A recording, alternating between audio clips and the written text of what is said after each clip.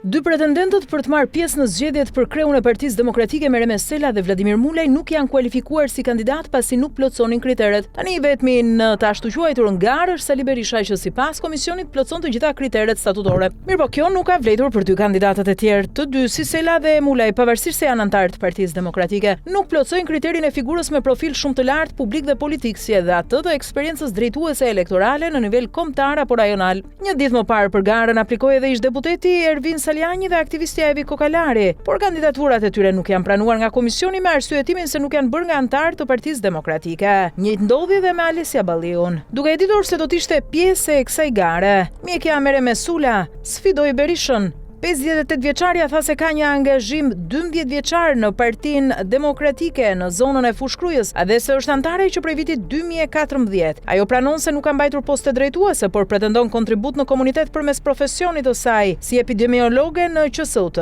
Ajo i justifikon hyrjen në garë me nevojën për një figurë të re në krye të PD-s. Sela thekson se nuk ka probleme me askënd dhe se përfaqëson një profil të papërfshirë në konfliktet e brendshme politike. Në raport me Sali Berishën, ajo përdor një ton respekti personal, duke e quajtur ish profesor dhe koleg në fillimet e saj në kardiologji, por në planin politik pozicioni i saj është i qartë. Ajo kërkon largimin e Berishës dhe zëvendësimin me një figurë të re. Sela mohon çdo pretendim se kandidatura e saj përdoret për të legjitimuar një garë të paracaktuar. Ajo deklaron se vendimi është personal dhe nuk lidhet me struktura apo individ brenda selisë blu. Nga ana tjetër, ka reaguar në orët e vona të mbrëmjes së dieshme edhe Ervin Saliani pas refuzimit të kandidimit për kreun e PD-s. Partia Demokratike është pasuri e shqiptarëve, ajo nuk mund të jetë pronë private. U konsumua një akt i padëgjuar ndonjëherë në historinë politike, refuzimi i pranimit të dokumenteve të kandidimit për kreun e Partisë Demokratike. Ky nuk është thjesht një vendim procedural, është prova më e qartë se Partia Demokratike po trajtohet si pronë personale dhe jo si një aset publik i ndërtuar me sakrificë nga mira demokrat. Kur ndalohet gara, nuk mbrohet partia, por mbrohen interesat e ngushta të një grupi që vetëm ka frikë. Ka frikë nga vota, ka frikë nga drejtësia, ka frikë nga e kaluara. Unë nuk kam kërkuar privilegje, kam kërkuar garë, nuk kam kërkuar emrim, tha ai.